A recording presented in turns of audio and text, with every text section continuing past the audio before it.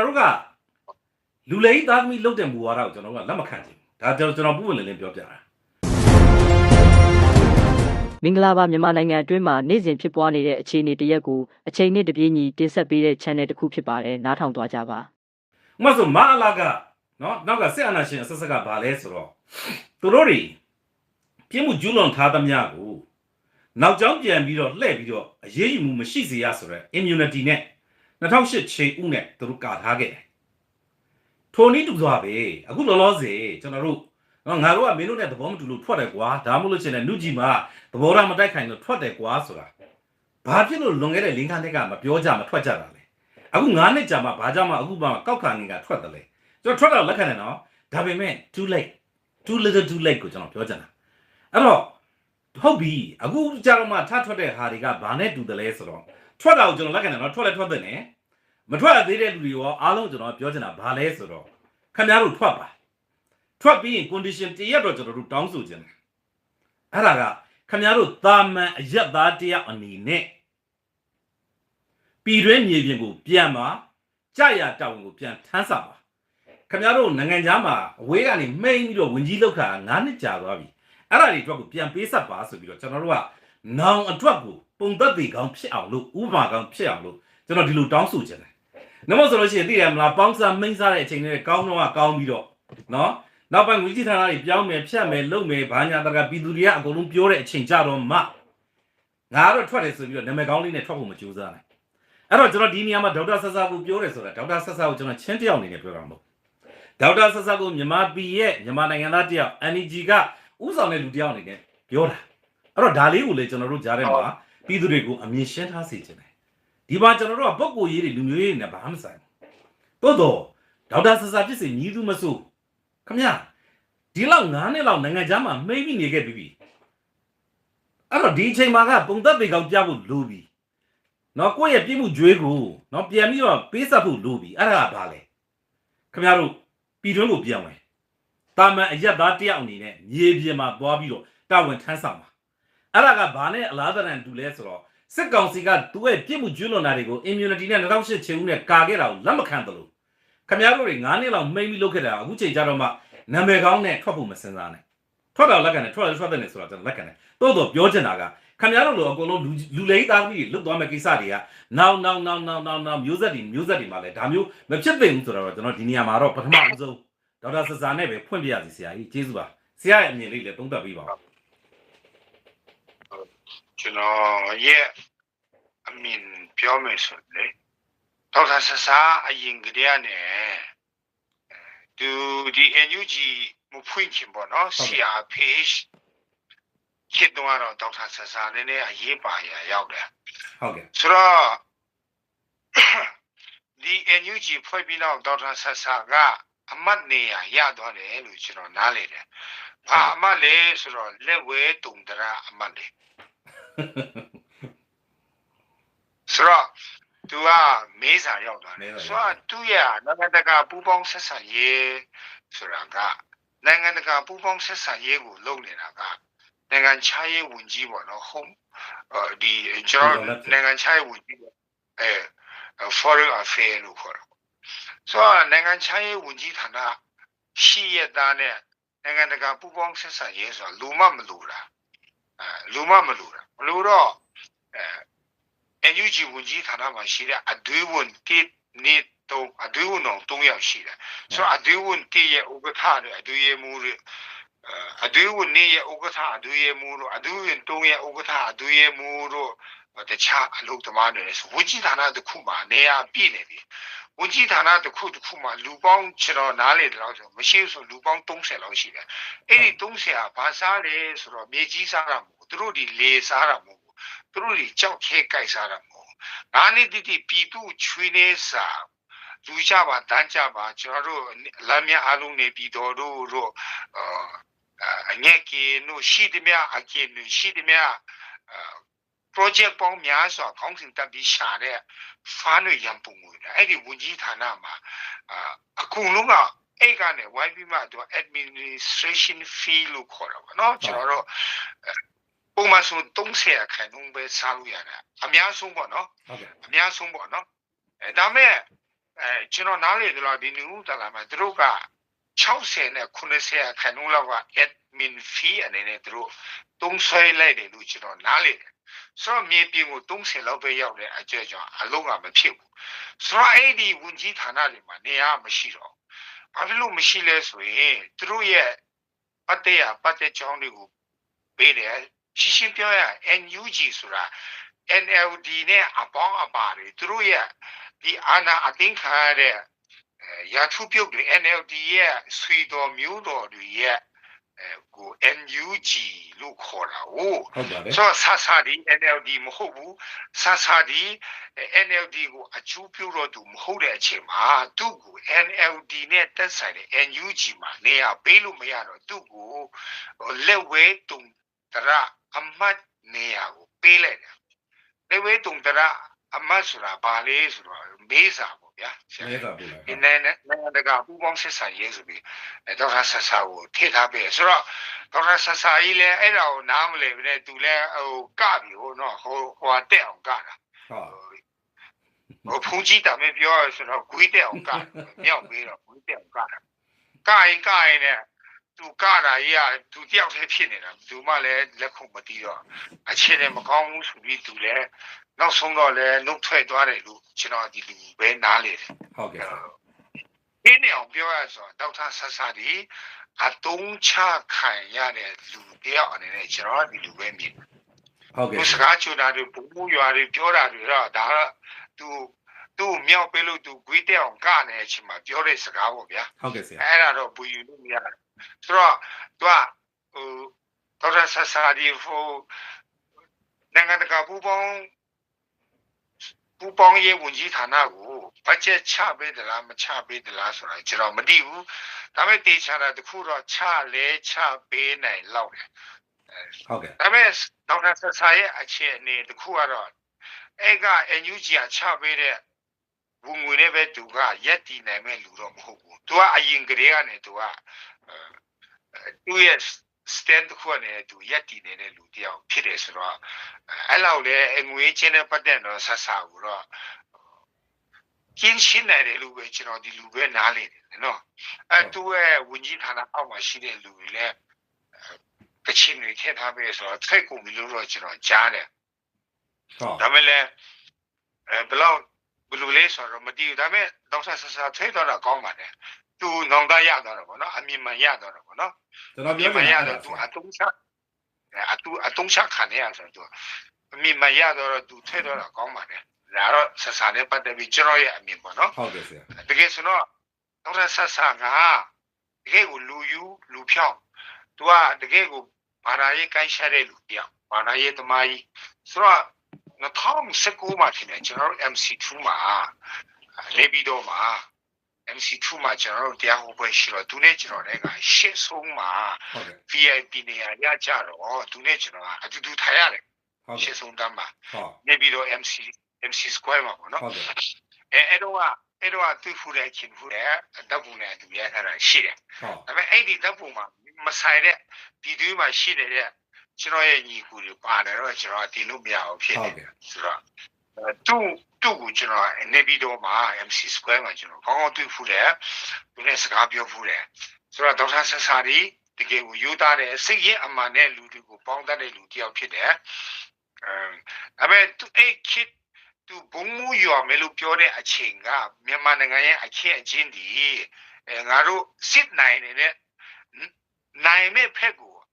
90ခန်းတော့အလေးတာတယ်ဟုတ်30ကွန်မပေါ်ခင်ကလေးနဲ့မြန်မာနိုင်ငံအခြေအနေအလားလာကောင်းတယ် international မှာလည်း international communication မှာလည်းအကောင်းဖက်ကိုတွားနေတယ်ဆိုတော့အခုနောက်ပိုင်းကျတော့သူပြောတဲ့စကားတွေကအဲ့ဒီအချိန်ကမှန်ပေမဲ့အခုနောက်ပိုင်းမှာ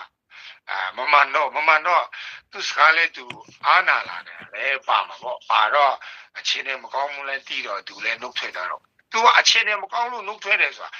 NUG ဒီ NUG ဒီမို့ NUG ကိုမှ comment မှာရေးတာNUG ကိုကြားဖက်လို့တော့မတုံးပြပါနဲ့လို့ကျွန်တော်တော့မပြောရဘူးအဲ့ဒီစကားကျွန်တော်ပြောတော့မဟုတ်ဘူးအဲကြောင့်အဲ့ဒီ Messenger မှာလေ or Messenger ဖြစ်တယ် comment မှာလည်း NUG ကိုကြားဖြတ်ပါဆိုတဲ့လူတွေကတော့မပြောချင်ချင်ဘူးကျွန်တော်တို့ NUG ကိုအဲ့လိုမျိုးတော့မဆွဆွဲဘူးအခုပြောတာအခု comment မှာရေးတာလေ NUG ဒီကြားဖြတ်မှန်တိသွားလို့ဒေါက်တာဆဆာဒီနှုတ်ထွက်သွားတာပါဆိုပြီး comment မှာရေးကြတယ်အဲ့လိုထိတော့မရက်ဆက်ကြပါနဲ့လို့အဲ့ဒီ comment လေးတော့ဖြတ်ပေးပါလို့ကျွန်တော်ပြောချင်တယ် NUG ကိုကျွန်တော်တို့ဒီကြားဖြတ်ပါလို့ကျွန်တော်တို့ဒီမဆွဆွဲပါလို့ NUG ကိုကြားဖြတ်လို့ပြောတဲ့ live လည်းမဟုတ်ပါဘူးလို့ NUG ဒီကြားဖြတ်ဖြစ်ပါဒီဟုကျွန်တော်တို့ဒီဆွဆွဲပြီးမှlive လုပ်နေတာမဟုတ်ပါဘူးဆိုတဲ့အကြောင်းကိုရှင်းရှင်းလင်းလင်းသိတော့ပြောပြတာဖြစ်တယ်အဲကြောင့် NUG ဟာကြားဖြတ်ပါဆိုတဲ့ comment ကိုဖြတ်ပေးပါလို့ကျွန်တော်ကတော့မေတ္တာရက်ခတ်ချင်ပါတယ်เนาะ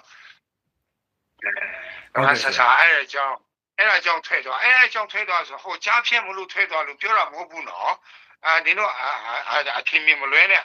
ကျွန်တော်ဒီ NUG ရဲ့အဲ့လောက်ပက်ဆက်ငါးပြမတာကိုပြောတတ်တဲ့အထက်မှာကျွန်တော်မပါဘူးဆရာမျိုးလည်းမပါဘူးเนาะကျွန်တော်တို့မပါဘူးအဲကြောင့် comment ကိုအဲ့လိုမျိုးကြီးတော့မရေးပေးကြပါနဲ့လို့ကျွန်တော်တို့ဆရာမျိုးတို့မျိုးဖုံတို့တွေ NUG ကိုကြားဖြတ်ပါလို့ဆွဆွဲအထက်မှာမပါပါဘူးလို့ကျေးဇူးတင်ပါတယ်ဟိုဆူလာဆိုင်ဆရာနောက်တစ်ခုပေါ့လေနောက်တစ်ခုကဒါကဆရာတို့လည်းဟိုပြောထားပြီးသားဖြစ်မှာပါเนาะဟိုတလောကဒီဝင်ကြီးချုပ်ရုံးကိစ္စပေါ့လေနော်ဒီမက်ကြီးပြကိစ္စပေါ့အဲ့ဒါကတော်တော်လေးကိုပွဲစုသွားတယ်ပေါ့လေဆိုတော့ကျွန်တော်သိချင်တာကပွဲကစုကျင်တဲ့ကိစ္စဆိုစုတယ်မစုကျင်တဲ့ကိစ္စဆိုမစုဘူးဥပမာဆိုလို့ရှိရင်တကီးတော့ဆိုလို့ရှိရင်လည်းစုတယ်ပေါ့ဟိုမက်ကြီးပြဝင်ကြီးချုပ်ရုံးကိစ္စဆိုလည်းစုတယ်ပေါ့အဲ့မှာကျွန်တော်စဉ်းစားလို့မရတာကဟိုဘာကြောင့်ကျွန်တော်တို့ငှက်ကင် 2.2 million ကြတော့ဘာလို့ပွဲမစုတာလဲပေါ့နောက်သိချင်တာကဟိုကျွန်တော်တို့တိုးတိုးတက်တက်ကြားတာပဲဟုတ်မဟုတ်တော့ကျွန်တော်မသိပါဘူးเนาะအတိအကျတော့ကျွန်တော်မပြောဘူးဟိုမက်ဖြူဖြူသင်းကဒေါ်လာ9သန်းဆိုလားအဲ့ဒါတွေလည်းအစတွေထွက်လာတယ်ထွက်လာတော့ဘာလို့ဒီကိစ္စတွေကျွန်တော်လူတွေကမပြောတာလဲပေါ့အဲ့ဒါလေးကိုလည်းကျွန်တော်စိတ်ဝင်စားမိတယ်ဆရာကြီးဟုတ်ဆိုကျွန်တော်ရဲ့အမြင်ကိုပြောစေချင်တာပါလားဟုတ်ပါတယ်ဆရာโอเคကျွန်တော်ပြောလို့ဘာလဲဆရာဒါတော့ရှင်းလေးဆရာဒါတော့တိတ်တော့မခက်ခဲပါဘူးဟုတ်ကဲ့ဆရာဆိုတော့မချီပြတို့ရဲ့ကိစ္စကဘာဖြစ်လို့ live ပေါ်မှာတက်လာကြလဲဆိုတော့live ပေါ်မှာတက်လာတွေ့ရတာတော့တစ်လောက်ဘာ9000ပေါ့နော်9000ပေါ့နော်ဟုတ်ဒီမှာလို့ရှင်းတာဒီမှာဒီခွေးမွေးနဲ့လို့တာပမာဝင်10သိန်းပေါင်းချင်ပေါ့နော်ဟုတ်ဆိုတော့ဘာ9000ဆိုတာ10သိန်းမရှိဘူးဆရာဟုတ်ကဲ့ဆရာဘာလို့ပဲရှိခုနှစ်သိန်း10သိန်းလောက်ပဲရှိတယ်ဆိုတော့ဒါဒီတင်းစေကနန်မလို့ live ပေါ်မှာတက်လာတယ်လို့ပဲကျွန်တော်တို့ဒီလူပဲမြင်တယ်ဟုတ်ကဲ့ဆေးကြီးတဲ့ဟာတော့မတက်ဘူးပေါ့ဗျာဆေးပေါ်တာပဲတက်တယ်လို့ပဲကျွန်တော်ဒီလူနားလေလေဆေးကြီးတဲ့မတက်ဘူးပေါ့နော်ဟုတ်ကဲ့ဆေးပေါ်တာဟာတွေတက်လာတယ်ဒါပါပဲဒါတော့ကျွန်တော်ရဲ့မြင်မှုပဲဆက်တာပေါ့ဟုတ်ကဲ့ဆရာသဘောပေါက်ပြီအဲ့ဒါဆိုလို့ရှိရင်သဘောပေါက်ပြီအဲ့ဒါလည်းတကယ်ကိုမှန်ကန်တဲ့သုံးသပ်ချက်ပါပဲအရန်ကိုနီးစပ်ပါတယ်နော်ဟို10သိန်းမပြည့်တဲ့ဟာဘလို့ live ပေါ်တက်လာတာတကယ် 2.2 million တို့နော်9 million တို့ကြတော့ live ပေါ်မတက်ဘူးများလို့ဟုတ်ကဲ့ဆရာကျေးဇူးပါကျေးဇူးဆရာအဲ့ဒါဈေးကြီးဆရာကျေးဇူးပြုဒီ live လုပ်နေချင်ပါလေမီလီယံနဲ့ချီတဲ့စကားကိုမပြောပေးပါနဲ့ဆရာစကားကိုပြန်ရုပ်သိမ်းပေးပါဟုတ်ကဲ့ပြန်ရုပ်သိမ်းပါမီလီယံနဲ့ချီနေမှာပြောပါဒီတို့ရှေ့မှာကျွန်တော်တို့ချပြချင်ပါတယ်ဗမာငွေတင်းစေကနန်းလောက်ပဲကျွန်တော်တို့ကချပြရတယ်ဒါသူရဲ့ရှိပွားရုံနော်ဟုတ်ကဲ့ဆရာသူရဲ့နီလန်တာဟုတ်ပြီကျေးဇူးတင်တယ်ဆရာအဲ့ဒါနောက်ထပ်သွားဆရာရှိရသွားရအောင်ဆရာဟုတ်ကဲ့ပြောပါဆရာပြောနောက်တစ်ခုကကျွန်တော်တို့အခုမိုးကုတ်မိုးမိတ်ပေါ့ဆရာနော်အဲ့ကိစ္စဟုတ်ကဲ့အဲ့ဒီဟာကကျွန်တော်တို့တွေပေါ့နော်ဒီ MDY PDF ကလည်းမိုးကုတ်ကိုကာကွယ်မယ်ဆိုတော့အားတွေတက်အကုန်လုံးကလည်းဝိုင်းရမယ်ပေါ့ကျွန်တော်တို့နောက်ကကြတော့မြင်းကြံကြားမဲတွေကလည်းသွားတယ်ဘာညာပေါ့အရင်အားတွေတက်ခဲ့တယ်ပေါ့ဆရာရဲ့ဒါကအခု KIA ကလည်းကြီးညာချက်တစ်ခုလားကျွန်တော်တွေ့လိုက်ပါတယ်တရင်မှာအဲ့ဒါဘာလဲဆိုတော့မိုးကုတ်မိုးမိတ်ကိုကာကွယ်မယ်ဆိုလို့ရှိရင်ဒါကစီရေးရအကူအညီပေးမယ်ဆိုတဲ့ဟာမျိုးကျွန်တော်တွေ့လိုက်တယ်ကျွန်တော်မှရင်တင်နော်ဆိုတော့ဒါပေမဲ့အခုနောက်ပိုင်းမှာအခုဟို TNL ကလည်းဒီဟုတ်ကဲ့စစ်တပ်ကိုခေါ်သွင်းလာတယ်လို့ကြားသလို PDF ကလည်းပြန်ထွက်သွားပြီဆိုတဲ့ဟာကြားမိတယ်ပေါ့ဆိုတော့ဒါကြီးကကျွန်တော်တို့ဟိုပါပေါ့လေပြည်သူတွေ နှလုံးသားထဲမှာ question mark ဒီပေါ့မိကုန်းနဲ့အများကြီးဖြစ်သွားတယ်နော်မိကုန်းနဲ့အများကြီးဖြစ်သွားတယ်အဲ့ဒါနဲ့တစ်ဆက်တည်းကျွန်တော်တို့ပြီးကျင်စိတ်တွေအများကြီးဖြစ်သွားတယ်ဘယ်လိုတွေဖြစ်တာလဲပေါ့နော်ဒီမှာ NUG ရဲ့အခန်းကဏ္ဍကဘာလဲနော်နောက်တစ်ခါကျတော့ဒီ MDY PDF ရဲ့အခန်းကဏ္ဍကဘာလဲ TNL ရဲ့အခန်းကဏ္ဍကဘာလဲကျွန်တော်တို့တွေဒါကြီးကဒီလိုပဲရန်သူကဝင်လာတဲ့အချိန်မှာအသာလေးနောက်ဆုတ်ပြီးလိုက်တော့နော်ဒီတနက်ကြီးတွေကင်ထားပြီးကျွန်တော်တို့ကဘာလုပ်ကြမှာလဲပေါ့လေအဲ့ဒါလေးကိုဆရာရဲ့အမြင်လေးနည်းနည်းသုံးသပ်ပေးပါအောင်ဆရာမိုးကုတ်လားဆရာမိုးကုတ်ဟုတ်ကဲ့ဆရာဟုတ်မူမိတော့မာတော့ဒီတင်တော့တက်မလာတယ်မိုးကုတ်ဆရာဟုတ်မူမိအကျဟုတ်ကဲ့ဆရာခဏပြောတာကြားမင်းအကြောင်းပါနော်မြင်းကြံကြားမဲကလည်းမိုးကုတ်ကိုသွားပြီးကာကွယ်မယ်ဆိုပြီးတော့တက်သွားတယ်ဆိုတော့ကျွန်တော်တွေ့လိုက်တယ်လေသတင်းထဲမှာဆရာအဲ့ဒါသူတို့မိုးကုတ်မရောက်ခင်ကားနဲ့တက်တော့လမ်းမှာဘိန်းပေါက်သွားလို့အဲ့လမ်းခုလာမှာဒီအယောင်ဆိုးခံရတော့ကြားမဲနဲ့ကြားဝါတွေကြားနီတွေဖြစ်သွားလို့လည်းဖြစ်နိုင်တယ်လေနော်ဒါအဲ့လိုကြည့်တော့ပေါ့တစ်ချက်ဟုတ်ကဲ့โอเคအဲ့တော့အဲ့ဒါဆိုလို့ရှိရင်တို့ကလည်းဟိုတိမရောက်ဘူးဆိုတဲ့သဘောပေါ့အဲ့တော့နော်ဟွာပေါ့နောက်တစ်ခုဟုတ်ကဲ့ကျွန်တော် MPDF လို့ခေါ်တယ်မလေး PDF ကိုချစ်တယ်လေးစားတယ်တံပိုးထားတယ်ဟုတ်အမဒန်ပဲလေးစားခဲ့တယ်ဒါပေမဲ့ကျွန်တော်အားကိုးတဲ့အထင်းမှာတော့မပါဘူးဘာဖြစ်လို့ဆိုရင်သူတို့မှာ MPDF တို့မကုပြူဟာတို့မှာသူတို့မှာတိကျပြတ်သားတဲ့မူဝါဒခံယူချက်တခါမှချပြတာကျွန်တော်မတွေ့ဘူးသူတို့ရဲ့ page မှာလည်းမတွေ့ဘူးကျွန်တော်MPDF လို့ခေါ်တဲ့မန္တလေး PDF ပေါ့နော်ဆရာတို့နော်မန္တလေး PDF ဟုတ်မန္တလေး PDF ရဲ့သူတို့ရဲ့ go တို့ im တို့ဘာတို့ညာတို့ပေါ့ဗျာဟုတ်ကဲ့ဆရာဟုတ်ဆိုတော့ချင်းချင်းပြတ်သားတဲ့ခံယူချက်တွေမူဝါဒတွေကျွန်တော်မတွေ့ဘူးအဲ့လိုပဲမူကုတ်ပြူဟာလဲရှင်းလင်းပြတ်သားတဲ့မူဝါဒတို့ခံယူချက်တို့သူတို့ရဲ့ရည်ရွယ်ချက်တို့ကျွန်တော်မတွေ့ဘူးဥမာကျွန်တော်တို့ BPLA လို့ခေါ်တာအပိုင်တို့PLA တို့ဟုတ်ကဲ့ဆိုရင်ကျွန်တော်တို့ရှင်းလင်းပြတ်သားတဲ့သူတို့ရဲ့မူဝါဒတွေချတာရှိတယ်ကျွန်တော်တို့ BPLA ဆိုဘယ်လိုရှင်းလင်းပြတ်သားတဲ့မူဝါဒချတာလဲဆိုစစ်မှန်တဲ့ Federal ပြည်ထောင်စုကိုတည်ဆောက်ဖို့အတွက်ကျွန်တော်တို့ BPLA ဒီအလေးနဲ့တံဖိုးထားတယ်အဲ့ဒါကိုတည်ဆောက်မယ်ပြကျွန်တော် BPLA အမှားပြီးနေပေါ်ထွက်ဖို့အမှားကိုကူစားပြုတဲ့လက်နက်ကဲတာတခုဖြစ်ဖို့တဲ့ကျွန်တော်တို့ကြိုးစားနေတယ်ကျွန်တော်တို့ဒီအာဏာရှင်ပြုတ်ချရတဲ့လက်နက်ကဲမယ်ဒါမျိုးပေါ့ something ပေါ့ you know သူတို့ကအဲ့လိုမျိုးပြတ်သားတဲ့မူဝါဒကိုသူတို့ချထားတွေ့ရတယ်ဆိုတော့ဒီ MPDF လို့ခေါ်တဲ့ကျွန်တော်တို့မန္တလေး PDF နဲ့မုံကုတ် PDF ဒီသူတို့ဒီဒီ TNLA နဲ့ပတ်သက်ပြီးထွက်လာတဲ့ PDF လို့ကျွန်တော်နားလည်ထားတယ်ကျွန်တော်တို့မန္တလေး PDF ဒီ600တစ်တိုင်းလို့ခေါ်တယ်ကုကဖွဲ့ပေးလိုက်တဲ့အထက်မှာကျွန်တော် PPLA တို့ BPLA တို့ဘာတို့ပါတယ်လေဆိုတော့ဥမာမုကုတ်ဗျူဟာတို့ MPDF တို့ကကျွန်တော်တို့ဘူနဂါတို့လူမျိုးတော်မှာပြတ်သားတဲ့မူဝါဒချပြတာကျွန်တော်မတွေ့ဘူးလေဘူနဂါဥဆောင်တဲ့ကျွန်တော်တို့MRDA တော့မှကျွန်တော်တို့က Federal ပြည်ထောင်စုအကြောင်းပြောတယ်ပြီးမှကျွန်တော်တို့ဗမာပြည်နေဆိုတာရှိတည်နေဆိုတဲ့ရှင်းလင်းပြတဲ့မူဝါဒကိုချပြတာကိုကျွန်တော်တို့ကတွေ့ရတယ်တွေ့ရဆိုတော့မူကုန်းနဲ့ယူဟာနဲ့ဒီ MPDF ဒီ TNLA အားဖြင့်ပေါ်လာတဲ့အဖွဲ့ဖြစ်တဲ့အတွက်ကြောင့်သူတို့ရဲ့မူဝါဒတွေ TNLA နီမဲ TNLA မဲ TNLA ဝါမယ်ကျွန်တော်တို့အဲ့လိုပဲနားလေတဲ့အတွက်ကြောင့်ရှင်းလင်းတိကျပြတ်သားတဲ့မူဝါဒမရှိတဲ့နိုင်ငံရေးခံယူချက်မူဝါဒမရှိတဲ့မြည်တိလက်နက်ကံမဆိုမြန်မာတမိုင်းမှာကြာခန္ဓာကျွန်တော်တွေးထားတော့မရှိဘူးတိုးတော်ညာလေ MPDF ဒီအဲ့လိုမျိုးအရင်တော့တမိုင်းမှာရှိခဲ့တဲ့တိကျတဲ့နိုင်ငံရေးခံယူချက်မူဝါဒမရှိတဲ့လက်နက်ကံတွေပျောက်သွားသလိုမျိုးပျောက်သွားလိမ့်မယ်လို့တော့ကျွန်တော်တော့ထင်တော့မထင်ထားဘူး